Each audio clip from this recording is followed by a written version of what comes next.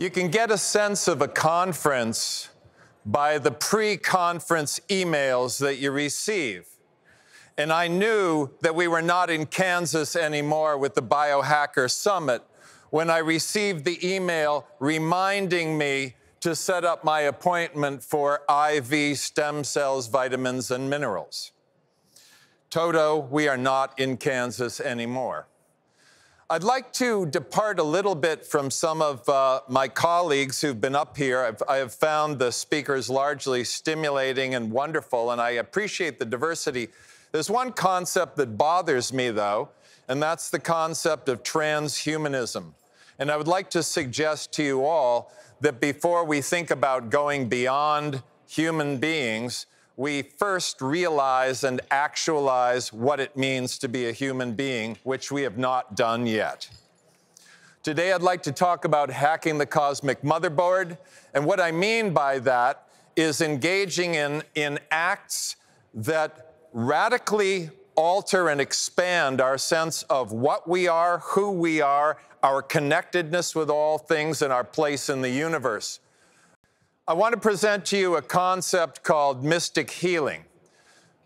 We know from the accounts of the mystics throughout all history that the mystical experience, when a person experiences total immersion in spirit, when they feel connected to all things at all times and all beings, when they have a sense of indivisibility with all of life, and when they feel suffused with joy and love, that this not only is a transformative process in terms of setting their life off in a different and more positive direction, but it's also profoundly healing.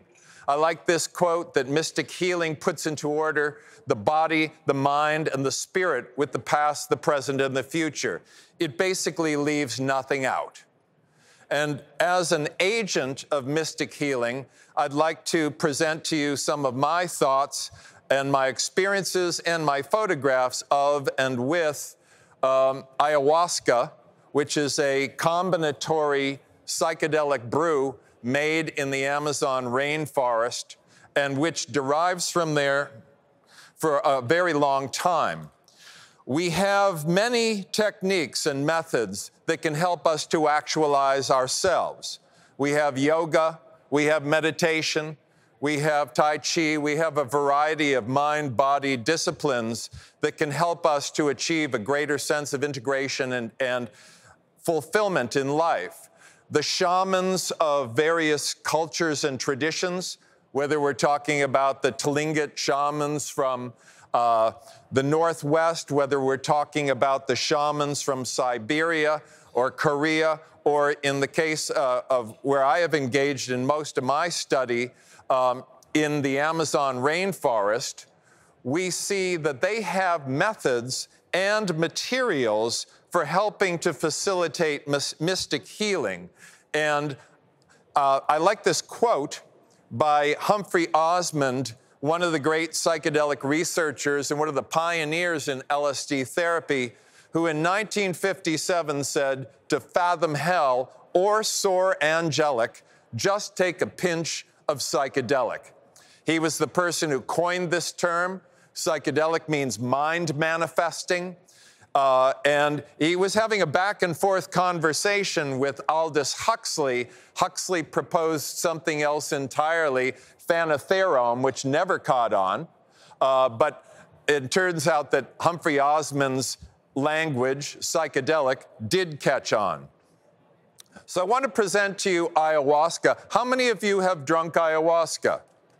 Okay, a number of you. Well, then you know it is the only combinatory psychedelic in the world. That is, it requires two plants to make. One plant is called Banisteriopsis caapi, and that is a vine. And the other plant is called Psychotria viridis, and that is the leaf of a small bush.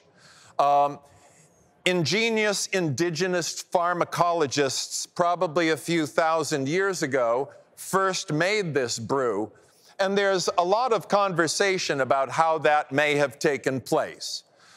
Some people insist that it had to be by trial and error, and I object to this notion entirely.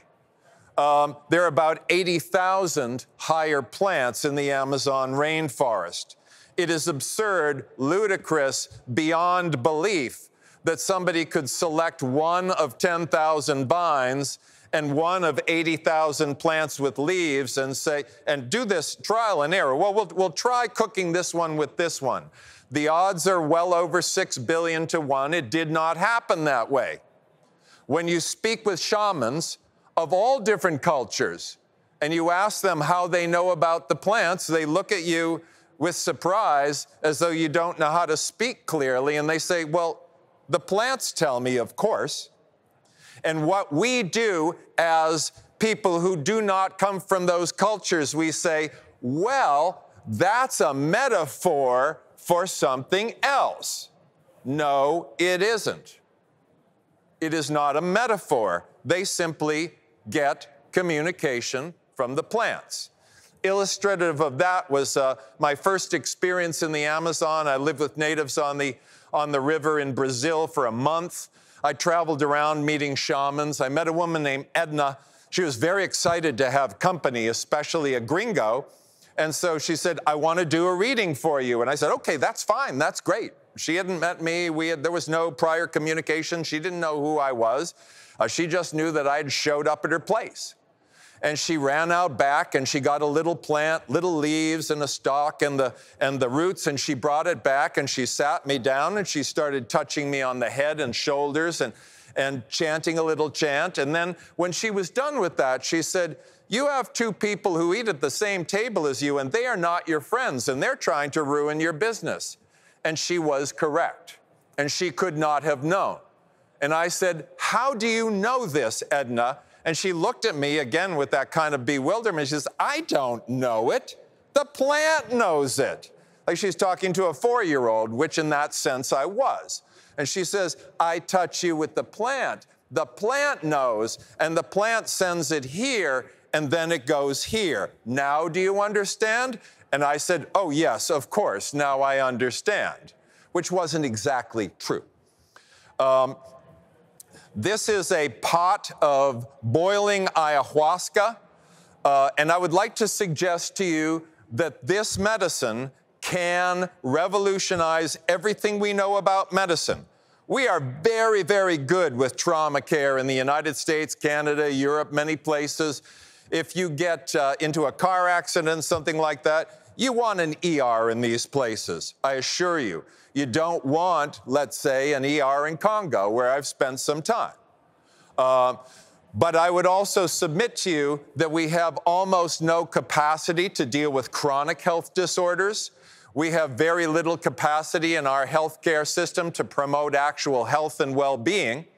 And we certainly have no capacity whatsoever to deal with idiopathic diseases, those disorders of unknown origin, the stomach ache that never goes away, the person who can't sleep no matter what, the backache that persists regardless of the fact that X-rays and MRIs show nothing whatsoever. We don't know how to deal with these things.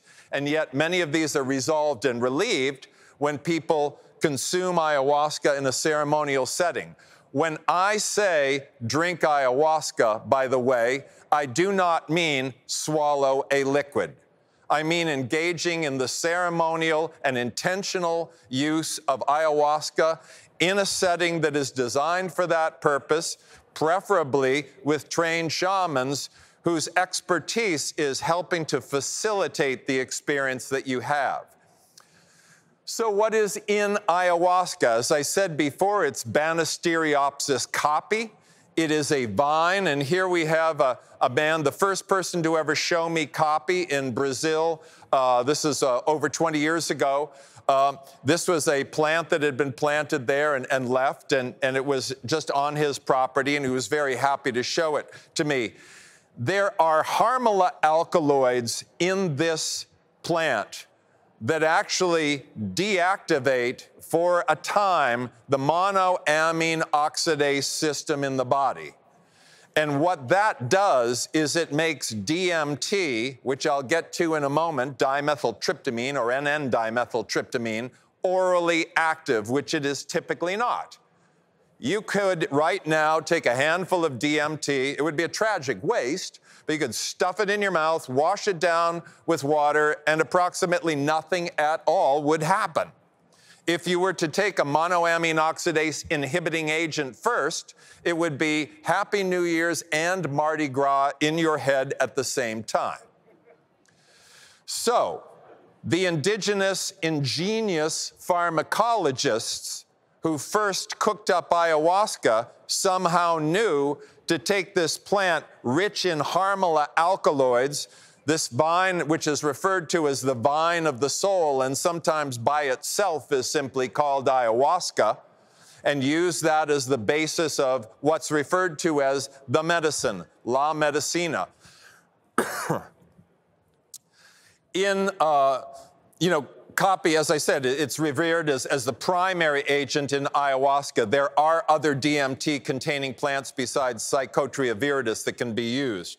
And just to, so I'm kind of going through what I just said, so I'm just going to whip past this, but this is Ayahuasca Vine.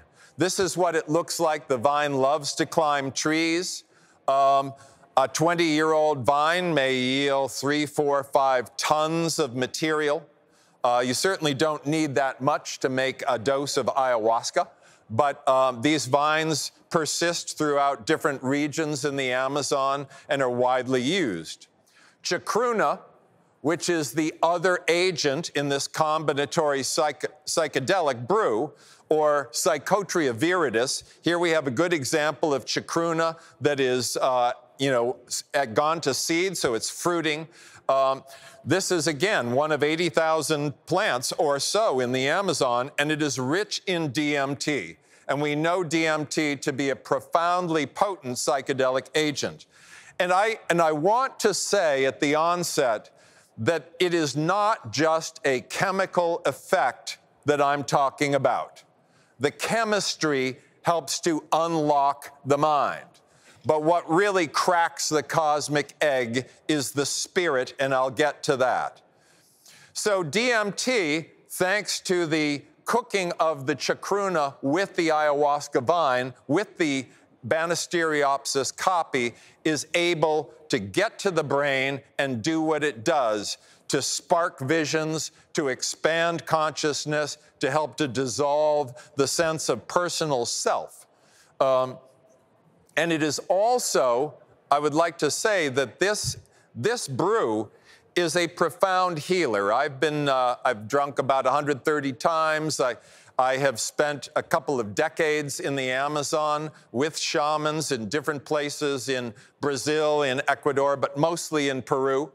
And I have, over this time, seen people who've come in with traumatic stress disorders from being sexually abused or violently abused in other ways as children, who've had horrendous incidents in their lives which have so shocked and harmed them that they've been unable to experience the full joy that they deserve in their lives.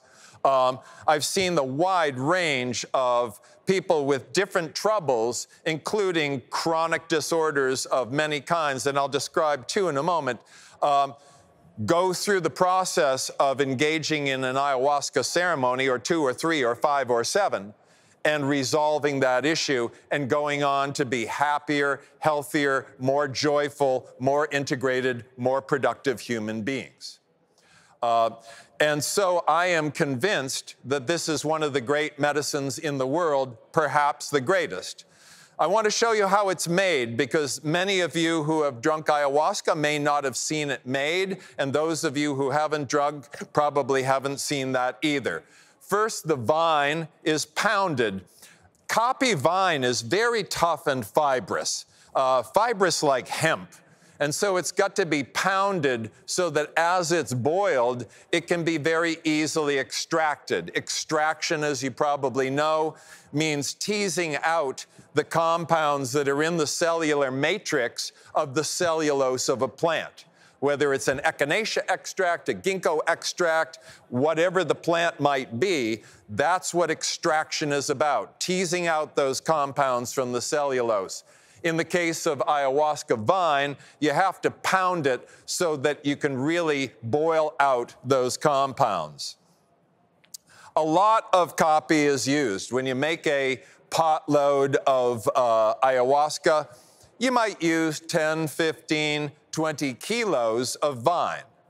I've seen ayahuasca making where 100 kilos of vine at a time is used, along with almost an equal measure of chacruna, of the Psychotria viridis, the DMT-containing leaf.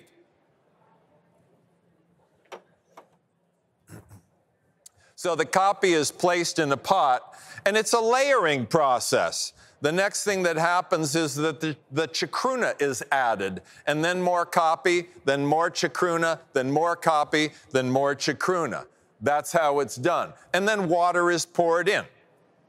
The idea that people figured this out a couple of thousand years ago remains a fascination of anthropologists and botanists. And to this day, the arguments continue about how this was accomplished, how this knowledge was obtained. I maintain that, in fact, the plants do communicate with you, that the plants tell you what they are, what they do, and how they can be helpful.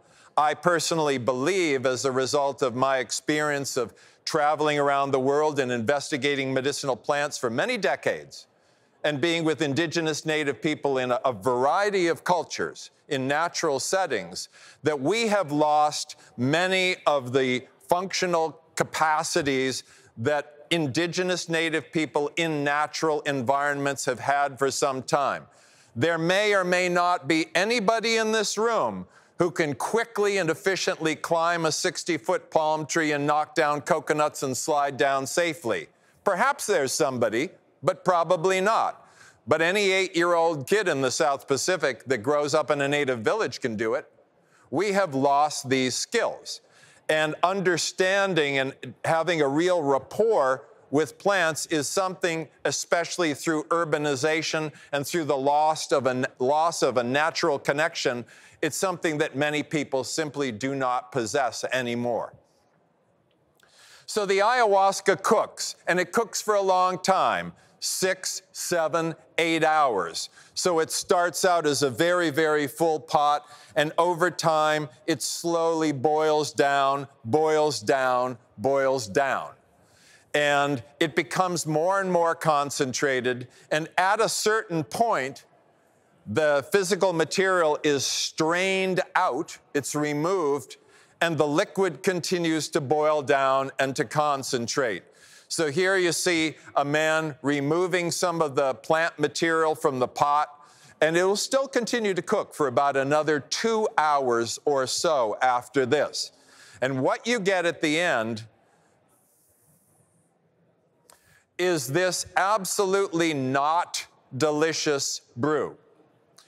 I've never heard anybody say, and I doubt I ever will hear anybody say, gosh, that's really great tasting ayahuasca. Sometimes people will say, well, that's not as bad as before. But that tepid comment is about the best you're going to get. It's extremely bitter. Some would say absolutely revolting. And the really bad news is the longer you drink it, the worse it gets. I know a shaman who, after 17 years of drinking ayahuasca regularly, confided in me that it finally, thank God, didn't taste bad anymore. You drink about this much. You don't need to drink a lot of ayahuasca if it's really concentrated. Ayahuasca ceremonies will take place in a dedicated space. Ideally, this would be, in the case of South America, in a maloca, in a ceremonial building designed for that purpose. They tend to have very high roofs. They're open and spacious. And you can see in the design of this that there's a great deal of screening, so there's a lot of fresh air. On a dark, dark, dark night, because the ayahuasca is drunk at night, the ceremonies are led at night, you'll have almost complete darkness. On a moonlit night, on a full moon night, you'll have the silver of the moon through the forest at the very same time that you're listening to a symphony of insects and frogs, which is very, very pleasant. I know and understand that there are people in New York City who drink in Brooklyn and then go home on the subway. I personally don't recommend it. I think that being in a natural environment is critical to the overall healing effect of the medicine, and in any case, that's my preference. This is the inside of a fairly typical, if very nice, maloca. This is at a place actually that I used to go to called Espiritu de Anaconda. It no longer exists, but they did a very, very fine job there at the height of their operation. So there's a lot of spacious area. The interior is kept largely empty. Mats are around the outside. The shaman or shamans, and there usually is more than one, maybe 2, 3, sometimes even 5, sit all together in one place. And how this goes, well, first of all, there will often be a mesa set up. So the way you might have an altar in a church, the mesa is a collection and gathering of objects that are considered sacred, considered valuable somehow, are beautiful, and they'll be put together in an ornate manner. And this will be considered sort of an energetic center of the ceremonial space. It's not essential, but in most of the malocas that I've been in, you'll see a very nice mesa established. So the people who officiate, the people who conduct the ceremonies, at least the ceremonies that I participate in, are shamans. They are trained to do this. They are often multi-generational, some of them 3, 4, 5 generations.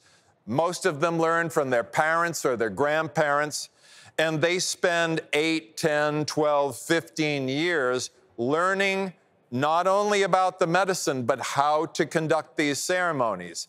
Shamans are typically masters of trance. They may use rattles.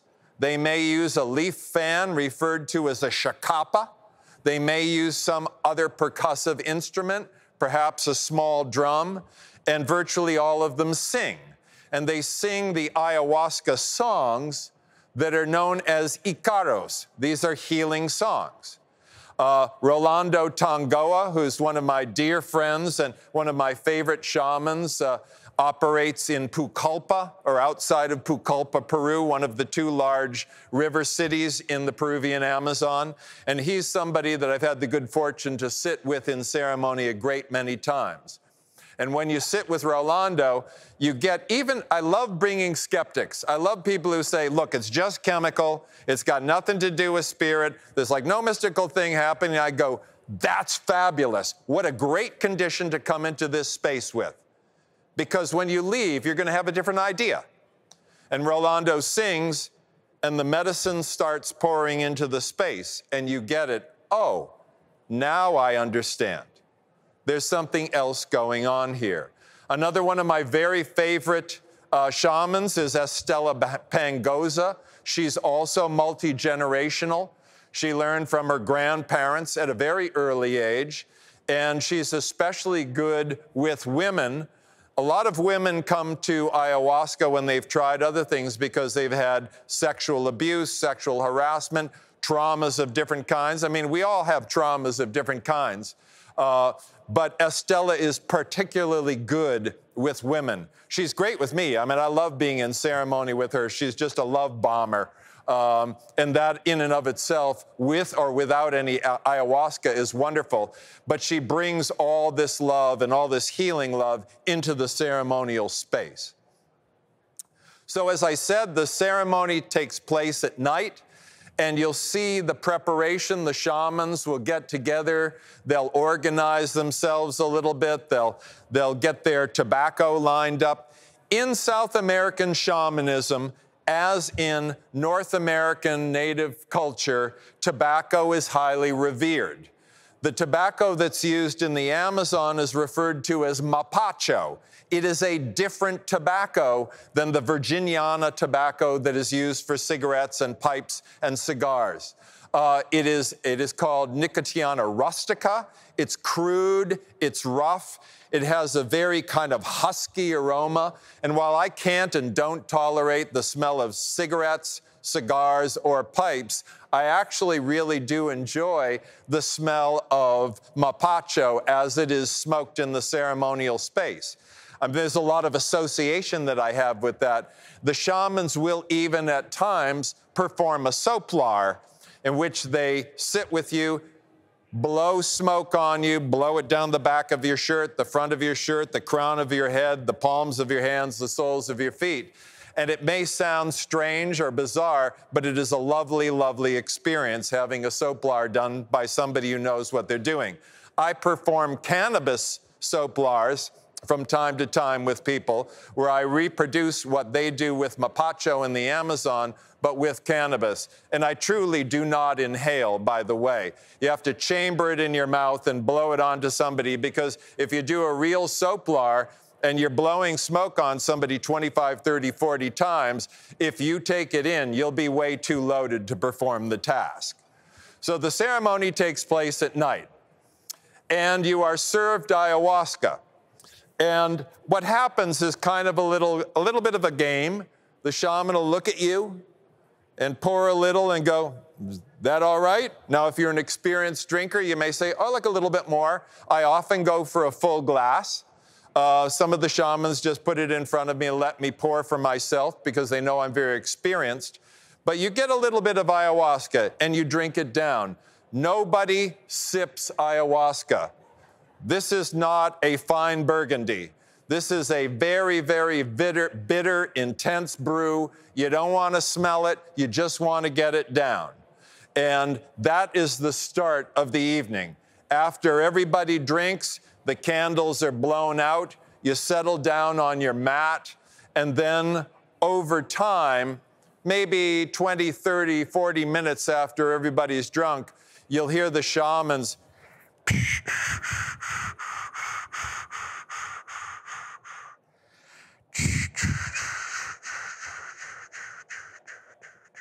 they'll typically start off with this sort of blowing sound, this kind of hushing noise, and then they may start to sing a little.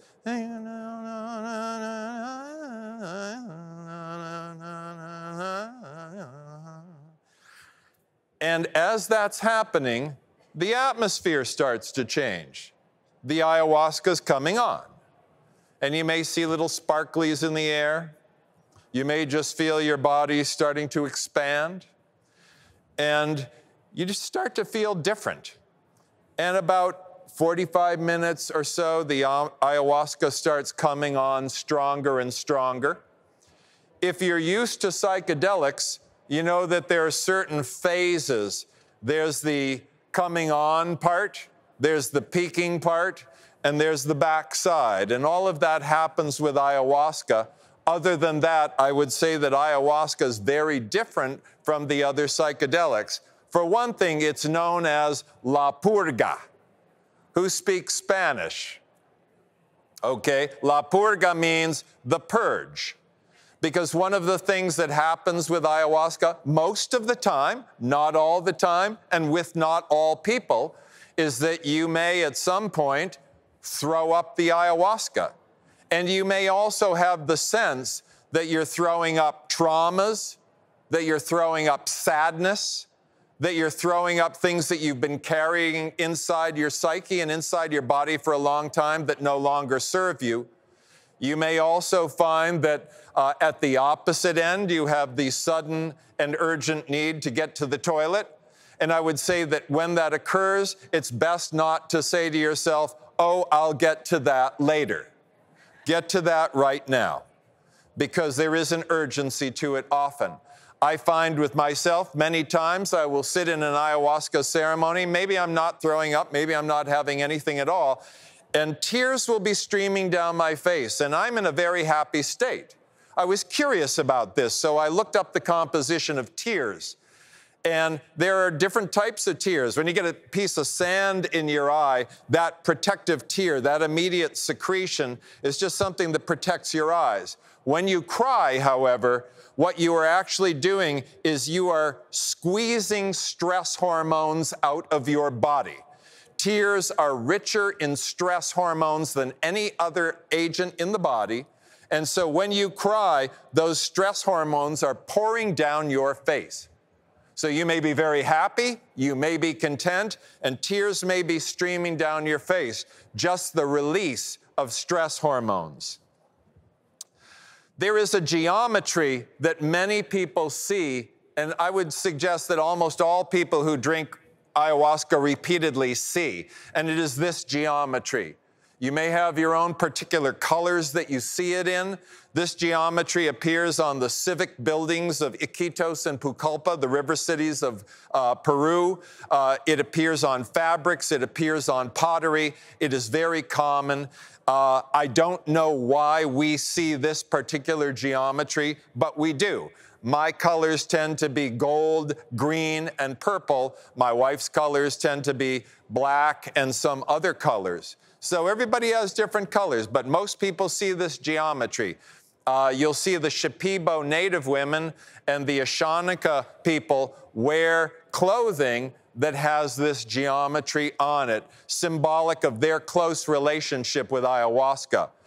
Then the shamans sing the Icaros, and they may do it softly, they may do it loudly. It's particularly peculiar when 3 or 4 or 5 shamans sing together because they all sing different Icaros. They never sing the same Icaro. They never sing the same thing together. And yet somehow the auditory weave of the 2 or 3 or 4 or 5 shamans singing together works brilliantly the way that instruments in a symphony might work, even though they're all playing a different tune. Another landscape opens up. Now, what happens neurologically, we know with psychedelics, is that our habitual neural patterns, how we react to things, how we've learned to react to things, subside. And for a time, they dissolve, and new patterns emerge.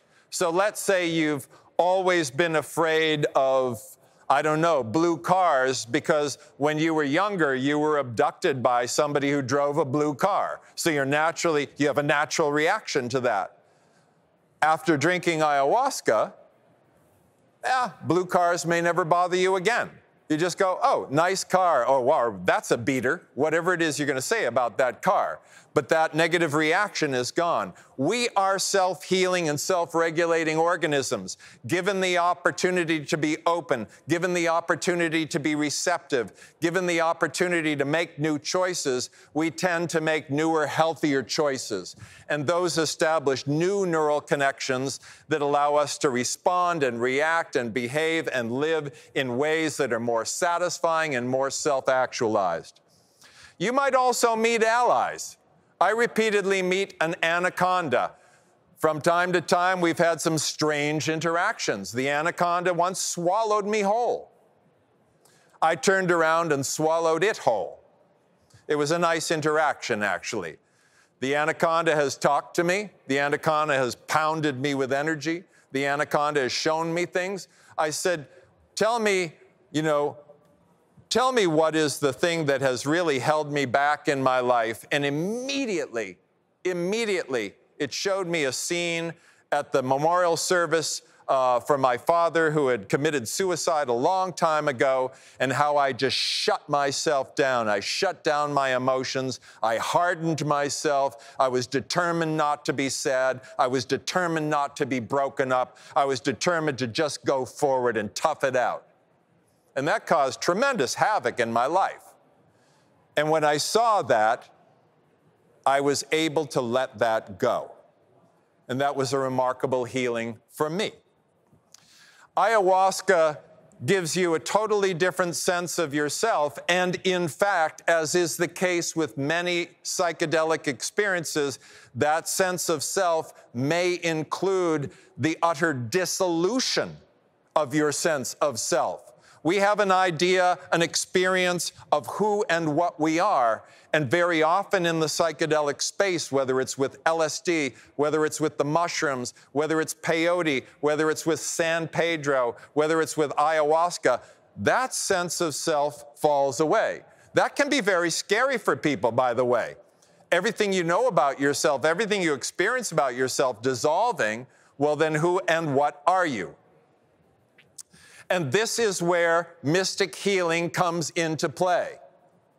We know from the accounts of the mystics that when they have these experiences, the sense of unity, of being part of everything and all of everything, and the sense of interconnectedness with all beings, that engenders a whole different way of engaging in life from that point forward, that it engages a greater sense of humanity, a greater sense of compassion, a greater sense of empathy, and it also can affect profound healing. Old wounds, old troubles may dissolve as a result of this mystical experience. When you look at the people who underwent the psilocybin experiments in the Johns Hopkins University Medical Center studies on terminal cancer patients, many of them completely lost their fear of dying and their anxiety about dying. And they said this was one of the most profound spiritual experiences, or the most profound spiritual experience of their lives. And that changed their way going forward, in this case, for them, into that dark night. For many of the people with whom I've spent time, this is the breakthrough experience. For me, I've undergone this many times, been in that state, completely suffused with joy and love, and it has utterly altered my sense of the world. I can't help but be more compassionate, can't help but be more kind, more thoughtful, more empathic, because I do realize now from a totally immersive experience again and again and again that we are all connected. We are not divisible. We are not separate. Physicists can't find separation between us and anything else, and when you have this experience, neither can you. So there is total spirit immersion, and I want to talk a little bit about spirit because this is kind of a fluid idea. Everything has an essence. Everything has some essential nature. That is the spirit of the thing. It's not the color, it's not the size, it's not the shape. It's what is intrinsic to that thing. And what shamans do with the plants, with the ayahuasca, is they use the plant spirit of the brew and the plant spirits of the Amazon in the ceremonial space to help the people who are participating in the ceremony. And that may seem very far out, that may seem la-la land. When you experience it, then you go, okay, well, this is a real thing. I still don't get how it works, maybe, but I understand that it's real. The shamans will train for years doing what they call diets on different plants. So they'll drink the bark of a certain tree for a particular period of time and develop a relationship with the spirit of that plant, which they can then call into the ceremonial space. And very often you'll hear as they sing, they'll call in the spirit of chuchuhuasi, they'll call in the spirit of some other plant, bring that in as a healing aid for the people in the space.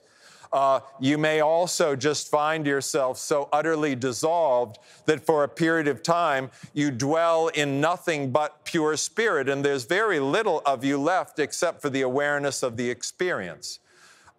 This results in a brilliant consciousness, the real sense of unity with the all and the everything, which again is a recurring theme throughout all history with mystics, yogis, people of different religions, whether you're talking about Thomas Merton or Paramahansa Yogananda or whoever, this is the common theme, that you arrive at a brilliant consciousness.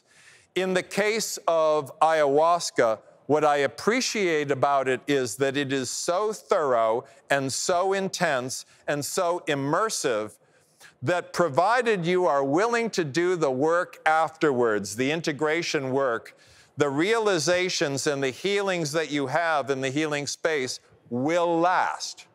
It's not a period of sudden inspiration that then dissolves into nothing when you leave the ceremonial space. It can and will persist if you take advantage of the lessons that you learn in that space.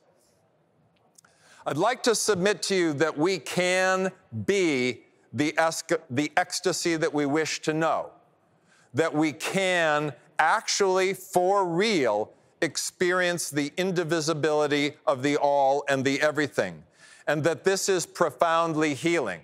I've seen a great many people. I brought a friend down who had chronic fatigue for 4.5 years. He'd tried every conventional medical therapy, didn't work. He tried all of the natural therapies, you name it, he tried it, nothing worked. He went down and drank ayahuasca with me. 2 ceremonies. His chronic fatigue was gone. That was 11 years ago. It never came back. In the case of myself, the first time I drank ayahuasca, I went down there because I had been grieving over my mother's death for 14 months, and at that point it had just become purely pathological. And I know that while grieving is very healthy and right and appropriate, that kind of prolonged grieving was just not okay. And I went down and I drank ayahuasca, and about half hour after I had drunk, I was sitting with my mother, and she said, you know, it's pretty weird that you had to come down to the Amazon and drink this stuff and throw up in a plastic bucket to get over your grief and my death. That was just kind of how my mother talked. And she said, but you've always been different, and that's what I love about you.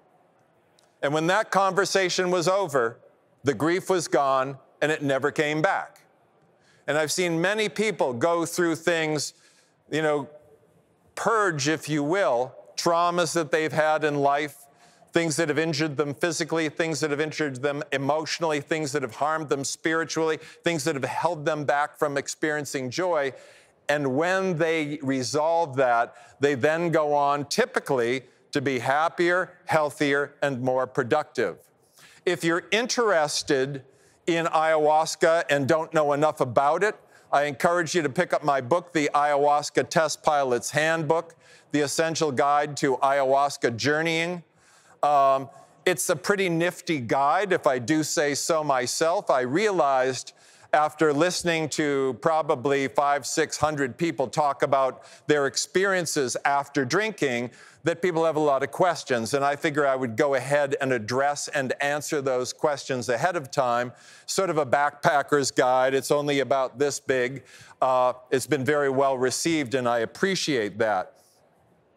I'd like to suggest that while the technologies that are emerging, the light therapies, the harmonizing impulses are all very, very good, and I have no criticisms of them at all, that many of the archaic methods are profoundly beneficial. Yoga will save your life. Meditation will change everything. And if periodically you dive headfirst into that deep green pool of ayahuasca for a refreshing dip into pure and total healing, you will be transformed. And I thank you very, very much for your time and attention.